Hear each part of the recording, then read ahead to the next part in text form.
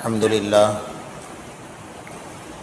لله وكفى وسلام على عباده الذين اصطفى أما بعد فأعوذ بالله من الشيطان الرجيم بسم الله الرحمن الرحيم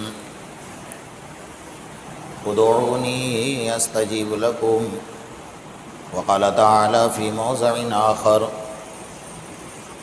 نبئ عبادي أني أنا الغفور الرحيم وقال رسول الله صلى الله تعالى عليه وسلم لا يرد القضاء إلا الدعاء وقال رسول الله صلى الله تعالى عليه وسلم الدعاء مخ العبادة أو كما قال عليه الصلاة والتسليم صدق الله المولانا العظيم وصدق رسوله النبي الكريم ونحن على ذلك لمن الشاهدين والشاكرين والحمد لله رب العالمين۔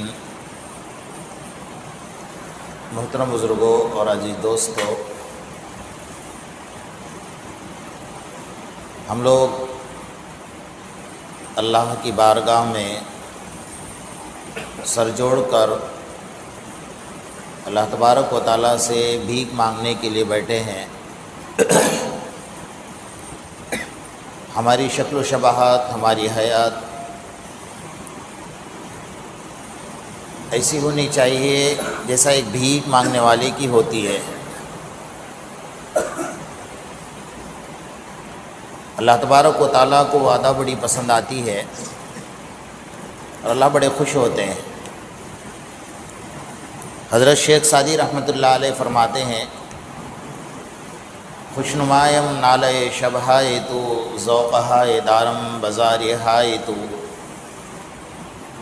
کہ بندوں کو کوئی نہ کوئی چیز کا شوق ہوتا ہے، میرے اللہ کو بھی ایک چیز کا بڑا شوق ہے۔ لوگوں نے پوچھا کہ اللہ کو کس بات کا شوق ہے؟ جس کو دیکھ کر اللہ بڑے خوش ہوتے ہیں۔ کہا کہ بندہ اندھیری رات میں، تنہائی میں یا اجتماعی طور پر جب اللہ کے خوف سے یا اللہ کی محبت میں روتا ہے اور اس کے آنسو رخساروں سے ٹپکتے ہیں، ان آنسوؤں کو دیکھنے کا میرے اللہ کو بہت زیادہ شوق ہے۔ بڑی پیار اور بڑی محبت سے اللہ کی نظر اس چہرے پر پڑتی ہے۔ حضرت اورنگزیب رحمۃ اللہ علیہ فرماتے ہیں کہ جس چہرے پر اللہ کی محبت کی نظر پڑ جائے وہ چہرہ کبھی جہنم میں جل نہیں سکتا۔ تو ہم اللہ کا شوق پورا کریں۔ اگر دل اتنا پتھر ہے کہ انسان کو رونا نہیں آتا تو اپنے گناہوں کو یاد کرے، اس منظر کو یاد کرے کہ میرا جب جنازہ اٹھایا جائے گا، قبر میں رکھا جائے گا، خاندان والے چھوڑ کر چلے آئیں گے، میں ہوں گا، فرشتے ہوں گے، میرے اعمال ہوں گے، اس وقت میں میرا حشر کیا ہوگا؟ یہ وقت ہے اللہ سے معاف کروانے کا۔ ایک بزرگ فرمایا کرتے تھے کہ میں نے خواب میں ایک بزرگ کو دیکھا کہ وہ قبر میں بیٹھ کر اللہ کا قرآن پڑھ رہے تھے۔ تو میں نے خواب میں ان سے پوچھا کہ بڑے مبارک ہو آپ کہ آپ قبر میں قرآن پڑھ رہے ہو۔ تو انہوں نے کہا کہ میں نے موت سے پہلے اللہ سے دعا کی تھی کہ اللہ قرآن سے بڑا شغف ہے، بڑی محبت ہے، بڑا لگاؤ، تو مجھے موت کے بعد یہ چیز دے دے کہ میں قبر میں قرآن پڑھوں۔ تو انہوں نے خواب میں ہی پوچھا کہ ابھی تک کتنے قرآن آپ نے ختم کیے؟ تو کہا کہ 15 لاکھ قرآن میں نے ختم۔ کتنے لاکھ؟ 15 لاکھ قرآن میں نے قبر میں ختم کیے۔ کہا سبحان اللہ۔ تو وہ بزرگ قبر سے جواب دے رہے ہیں کہ یہ تو پوچھو کہ نیکیاں کتنی ملی 15 لاکھ قرآن پر؟ کہا کیوں؟ کہا کہ ایک نیکی بھی نہیں۔ 15 لاکھ قرآن پڑھے، ایک نیکی بھی نہیں ہے، کیونکہ نیکی کرنے کا جو زمانہ ہے وہ دنیا ہے، قبر نہیں۔ وہ تو ثمرات اور پھل لینے کا زمانہ، پھل لینے کا وقت ہے قبر میں، اچھا کرو یا برا کرو۔ یہاں ایک نیکی کرو گے اللہ تبارک و تعالیٰ ہو سکتا ہے اسی نیکی کو سامنے رکھ کر جنت عطا فرمائے، مغفرت کا فیصلہ کرے۔ جب میدان محشر میں اللہ کے دربار میں جائیں گے، حضرت امام بخاری رحمۃ اللہ علیہ نے فرمایا آخری دو انسان ہوں گے۔ اللہ کی کریمی دیکھیے، اللہ کی شان کریمی کتنی ہے کہ اللہ تبارک و تعالیٰ سے زیادہ کریم کوئی نہیں ہے۔ ہم نے اس کی رحیمی شان کریمی کو آج تک پہچانا نہیں ہے، اس لیے مانگنے کی توفیق بھی نہیں ہوتی ہے۔ حضرت امام بخاری رحمۃ اللہ علیہ فرماتے ہیں کہ دو شخص ہوں گے جو سب سے آخر میں جنت میں داخل ہوں گے۔ جنتی جنت میں چلے گئے، جہنمی جہنم میں چلے گئے، اور وہ دونوں کے دونوں ایسے گناہ گار ہوں گے، ان کے پاس ایک عمل اور ایک نیکی اور ایک سجدہ بھی نہیں ہوگا، ایک سبحان اللہ ایک الحمدللہ بھی نہیں ہوگا۔ تو اللہ ان کو بلائیں گے، سامنے کھڑا کر دیں گے، پوچھیں گے بھائی تمہارے پاس تو ایک نیکی بھی نہیں ہے، جاؤ میرے نظر کے سامنے سے ہٹو اور جہنم میں کود جاؤ۔ حدیث میں آقا انعامدار محمد رسول اللہ صلی اللہ علیہ وسلم ارشاد فرماتے ہیں کہ ایک تو بیچارہ دوڑے گا جہنم میں کودنے کے لیے اور ایک ہاتھ باندھ کر کھڑا رہے گا۔ تو اللہ تعالیٰ فرشتے کو بھیجیں گے کہ جو دوڑ کر گیا اس کو بلا لاؤ، اس کو بلایا جائے گا۔ اب جو کھڑا ہے اور جو دوڑ کر گیا دونوں ایک جگہ پر کھڑے ہیں۔ جو دوڑ کر جا رہا تھا جہنم میں کودنے کے لیے، اللہ سے پوچھیں گے کہ تم دونوں کو حکم دیا کہ جہنم میں کود جاؤ، تو یہاں کھڑا کیوں رہا اور تو کیوں بھاگا؟ تو بھاگنے والا کہتا ہے کہ اللہ مجھے پتا تھا کہ میرے نامہ اعمال میں ایک نیکی بھی نہیں، میں نے تیرا ایک حکم بھی نہیں مانا ہے، سوچا کہ آپ نے کہا کود جا تو میں کودنے کے لیے چلا گیا، تو ایک حکم تو مانا، بھلے آخرت میں مانا،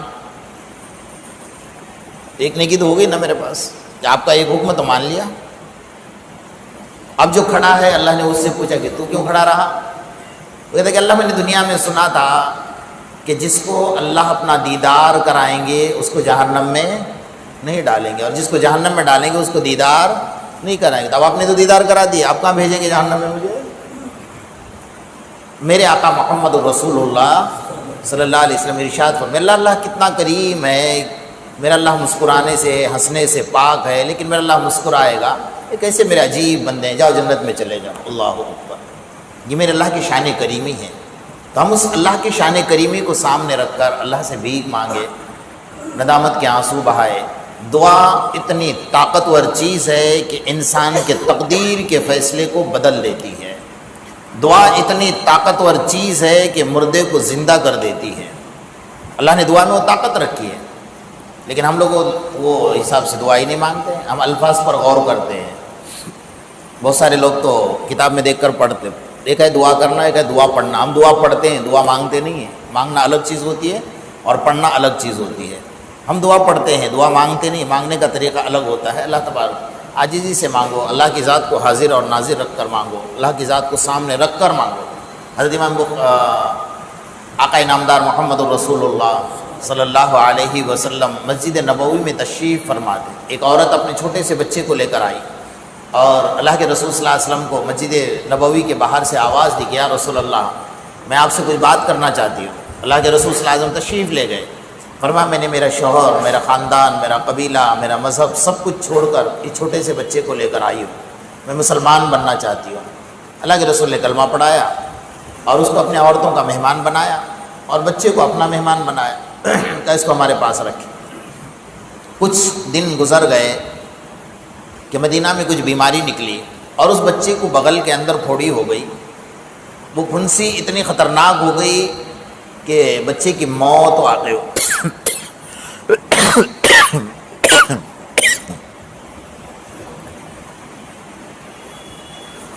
اس پھوڑی کی وجہ سے اس بچے کی موت واقع ہو گئی۔ اللہ کے رسول صلی اللہ علیہ وسلم نے تصدیق فرمائی کہ موت ہو گئی ہے، بچے کا جنازہ تیار کرو۔ غسل دیا گیا، کفن پہنایا گیا۔ اب اللہ کے رسول نے فرمایا نماز جنازہ پڑھنے سے پہلے اس کی ماں کو اطلاع کرو کہ تمہارے بچے کا انتقال ہو چکا ہے۔ آپ سمجھ سکتے ہیں نا، سارے خاندان کو چھوڑ دیا ہے اور چھوٹے سے بچے کو لے کر ماں یہاں آئی تھی۔ تو ماں نے وہاں سے کہا کہ اللہ کے رسول صلی اللہ علیہ وسلم سے اتنا کہہ دو کہ میں اللہ کے فیصلے پر راضی ہوں، لیکن آپ نماز جنازہ نہ پڑھائیں، مجھے کچھ تھوڑا سا وقت دے۔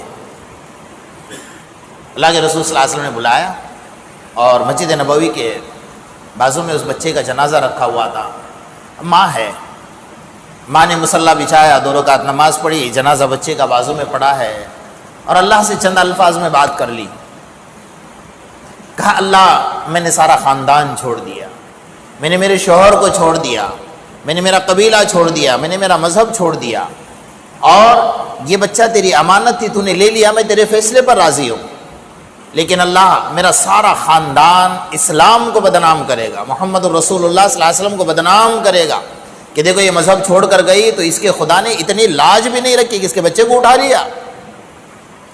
اللہ جو روح تو نکال سکتا ہے وہ روح تو دوبارہ ڈال بھی سکتا ہے، تیرے اندر وہ طاقت ہے، تو قدرت والا ہے۔ نبی کے سامنے ایک ماں دعا کر کے اپنے بچے کو اللہ سے واپس لے رہی ہے۔ امام بخاری رحمۃ اللہ علیہ نے باب باندھا ہے پورا بخاری شریف کے اندر، اللہ کے رسول دیکھ رہے ہیں کہ ماں ہے دعا کر رہی ہے، دیکھتے ہی دیکھتے بچے نے آنکھ کھولی اور اٹھ کر بیٹھ گیا، اللہ اکبر کبیرہ۔ اور دعا میں وہ طاقت ہے کہ مردے کو زندہ کر سکتی ہے، وہ طاقت والی دعا مانگو اللہ تبارک و تعالیٰ سے۔ اللہ تو دینے بیٹھا ہوا ہے، اللہ تو انتظار کر رہا ہے کہ میرے بندے کی طرف سے کوئی مانگ تو آ جائے تو میں عطا کروں۔ بغیر مانگے تو دنیا والے بھی نہیں دیتے، بغیر مانگے تو بیوی بھی آپ کو کھانا نہیں دیتی ہے، تو بغیر مانگے کون دے گا بھائی؟ اللہ تبارک و تعالیٰ سے مانگو، عاجزی سے مانگو، اخلاص سے مانگو، رو کر مانگو، گڑ گڑا کر مانگو۔ رونا نہیں آتا تو اپنے گناہوں کو یاد کرو، ندامت کے ساتھ آنسو بہا کر مانگو۔ یہ آنسو بڑے قیمتی ہوتے ہیں جو آنکھوں سے نکلتے ہیں، جو اللہ کا دیدار کراتے ہیں۔ اس لیے بہت عاجزی کے ساتھ دعا کرے، بہت اخلاص کے ساتھ اللہ کے سامنے رو کر گڑ گڑا کر عاجزی کر کے۔ مبارک موقع ہے، اللہ پاک دعاؤں کو سن رہے ہیں، اللہ پاک دے رہے ہیں، اللہ دینے کے لیے تیار بیٹھے ہوئے ہیں، اور جو کچھ ہم مانگ رہے ہیں اس سے کئی گنا اللہ تبارک و تعالیٰ دینے تیار بیٹھے۔ اس لیے عاجزی کے ساتھ دعا کرے۔